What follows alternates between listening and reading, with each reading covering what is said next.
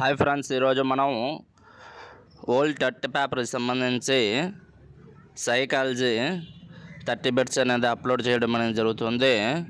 So 2024 October 6 morning సీజన్కి సంబంధించి 30 bits అనేది విత్ ఆన్సర్తో సహా అప్లోడ్ చేయడం అనేది జరుగుతుంది.